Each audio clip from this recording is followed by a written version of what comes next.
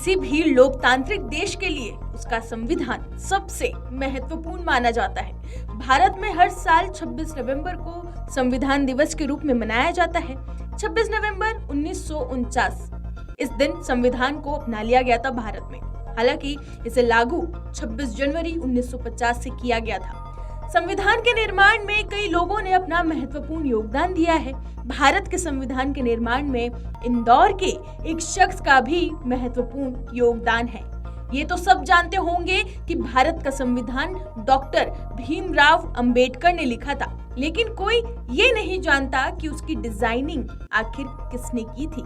इंदौर के मशहूर कलाकार दीनानाथ भार्गव ने संविधान के निर्माण में अपना महत्वपूर्ण योगदान दिया है। संविधान के प्रथम पुस्तक का अशोक स्तंभ भी उन्होंने ही बनाया था। यहाँ तक कि तत्काल प्रधानमंत्री इंदिरा गांधी की साड़ियों की डिजाइनिंग भी वो करते थे। भारत के 75वें गणतंत्र दिवस पर आइए जानते हैं इंदौर के मशहूर कलाकार दीनानाथ भार्गव के योगदान के बारे में। नमस्कार, हम इंदौर में दीनानाथ भार्गव जी के पुत्र सौमित्र भार्गव जी के साथ हैं। दीनानाथ भार्गव जी का संविधान में अमूल्य योगदान है। हम जो राष्ट्रीय चिन्ह देखते हैं 3 शेरों का, वो दीनानाथ भार्गव जी ने डिज़ाइन किया है।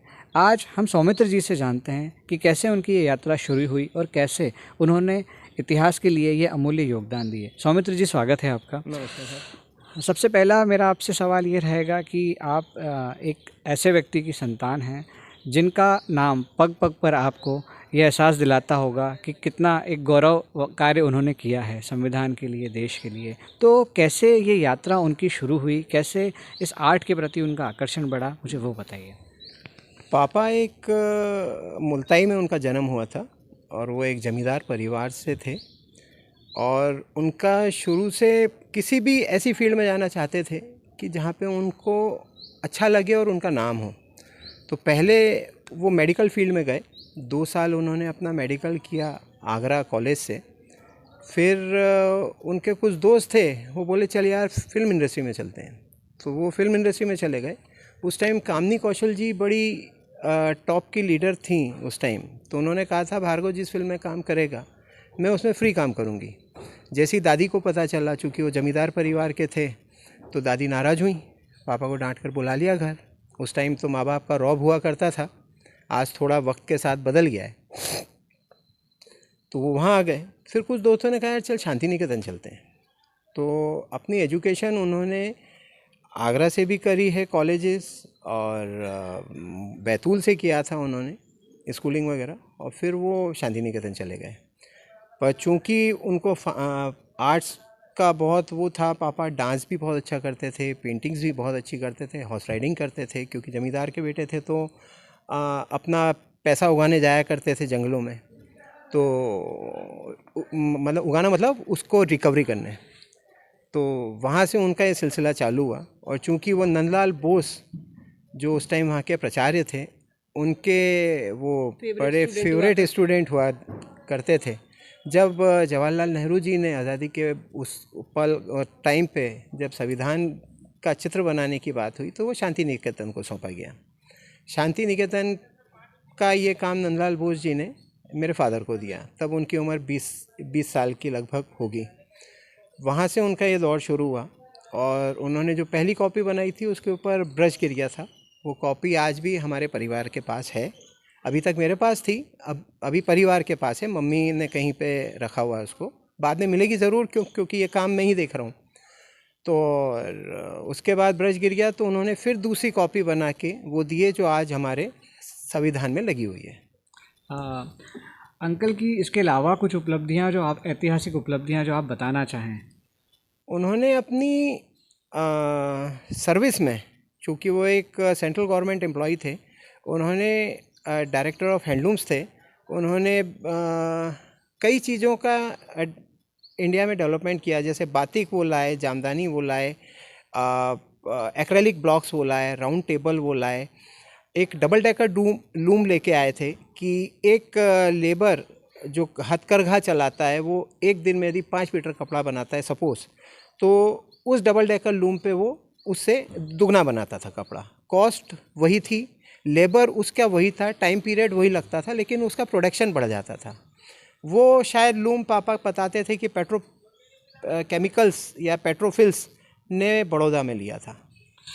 मेरा अगला सवाल आपसे रहेगा। जी बिल्कुल। मुझे भी पता पड़ा बातचीत में कि जैसे भार्गव जी से सीखने बहुत सारे बच्चे और बहुत सारे आर्टिस्ट भी हमेशा आते रहे, आप एक बहू के रूप में घर में आई, तो किस तरह से उनका कंट्रीब्यूशन रहा आर्ट के लिए, किस तरह से आपने उनके जीवन के इन पहलुओं को देखा?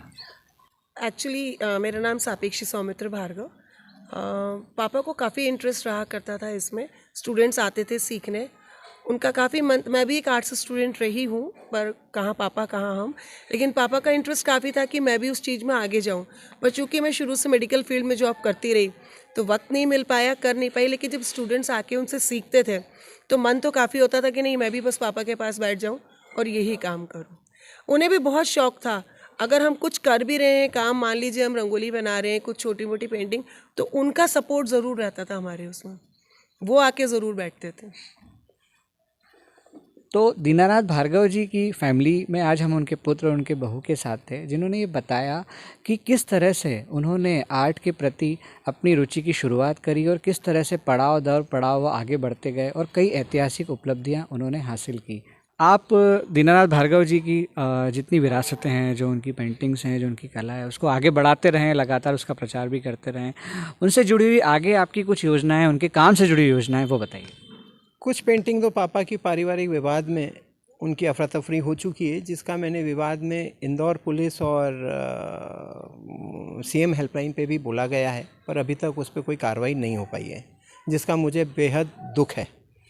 दूसरा, मैं ये चाहता हूँ कि पिताजी को रहते हुए जो सम्मान नहीं मिला, आज हम जन्म से लेकर मृत्यु तक हमारी जेब में, हमारे आधार कार्ड के रूप में, हमारे पासपोर्ट के रूप में, ड्राइविंग हमारी इंडियन करेंसी के रूप में जिस अशोक चिन्ह को लेकर हम चलते हैं, वो दीनानाथ भार्गव जी की ही बनाई हुई एक कलाकृति है।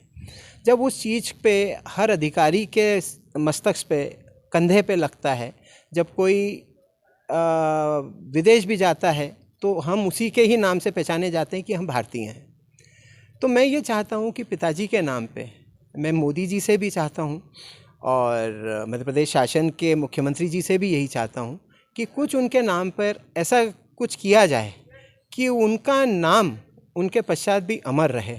उनके नाम पे कोई यूनिवर्सिटी हो, कोई ट्रेन हो, कोई हाईवे हो, कोई ऑडिटोरियम हो, कोई स्टेडियम हो, जिससे कि उनको लोग जान सकें कि हमारे अशोक चिन्ह को बनाने वाले श्री दीनानाथ भार्गव जी ने कि ये वो नाम है।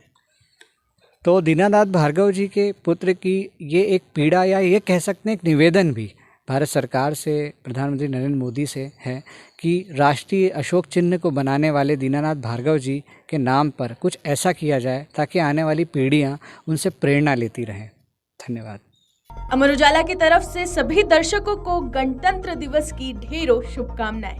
अगर आप ये वीडियो YouTube पर देख रहे हैं तो हमारे चैनल को सब्सक्राइब करें और बेल आइकन को दबाना ना भूलें। अगर आप Facebook पर ये वीडियो देख रहे हैं तो हमारे पेज को लाइक करें।